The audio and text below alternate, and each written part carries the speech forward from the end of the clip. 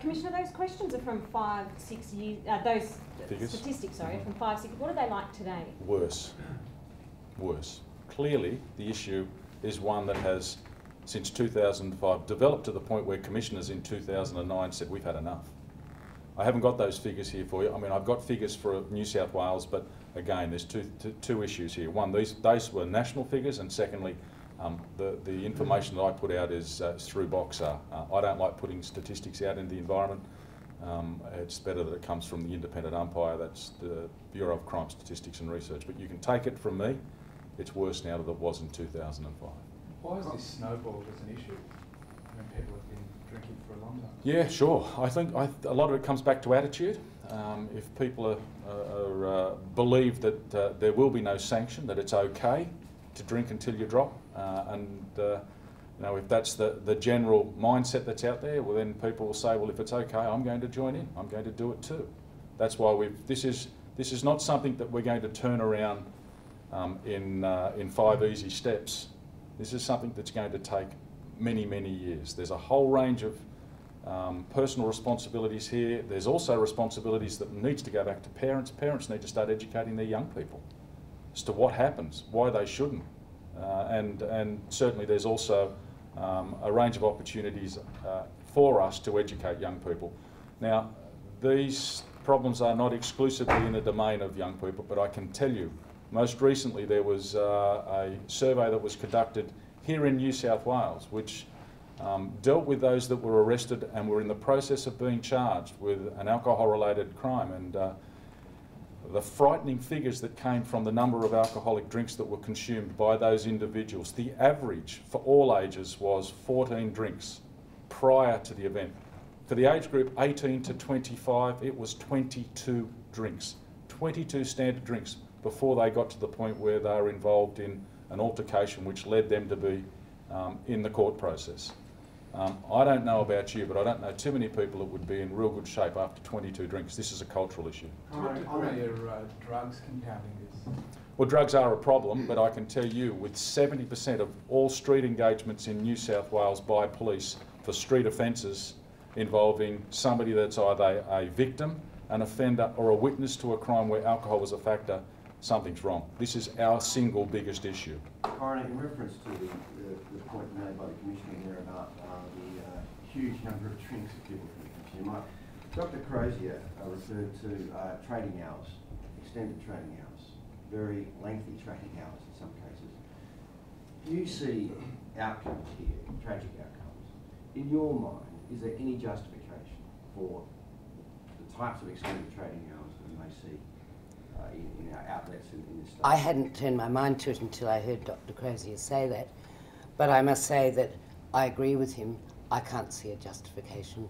I know that shift workers feel that they might need a drink at some odd time, but surely pubs can cater to that without being open eternally. You'd be aware that they trade all night, really? Of course. Cases.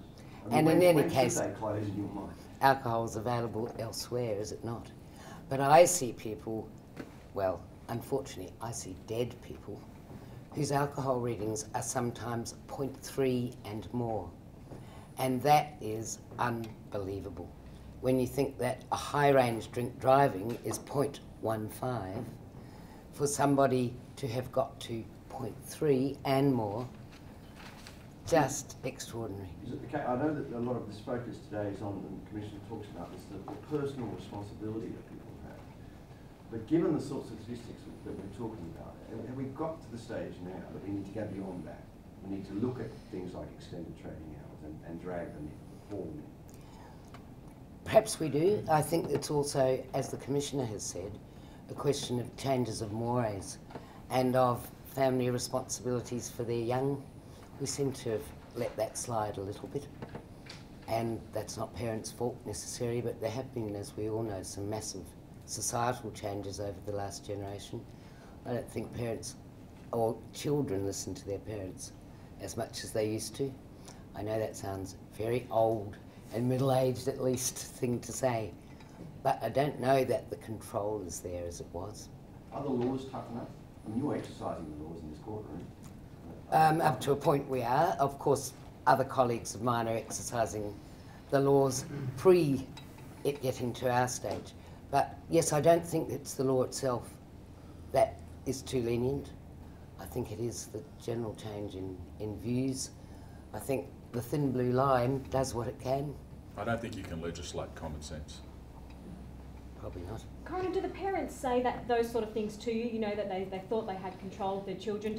What do they tell you when you come face to face? I don't know that I can say a specific example to you, but yes, very, very often what I see is parents, especially once it gets to an inquest stage, who simply can't believe that their son or daughter had drunk as much as they definitely had from the toxicological results, or they almost believe sometimes that somebody must have forced it upon them because their child couldn't have done that. Now, they obviously did. So, yes, that's what comes through. Coroner, the Commissioner describes the problem as much worse than what we're talking about 367 odd 5 or 6 years ago. Is that something that you're noticing anecdotally as well? Are you seeing more people? Yes, that, and of course some admixture of drugs as well. But yes, we are noticing. I think, and I agree with the Commissioner that one has to be careful about statistics because they always drag a little in time. But the National Coronial Information System statistics from last year showed that we had in New South Wales something well over 200, in New South Wales alone, alcohol-related deaths. And again, not necessarily somebody who was drunk, but either that or the victim of someone who was. And that's not counting drink driving, because they very often don't come before the coronial courts. Usually there's a charge laid, and so that is if the driver's still alive, and so they're not matters that come to us.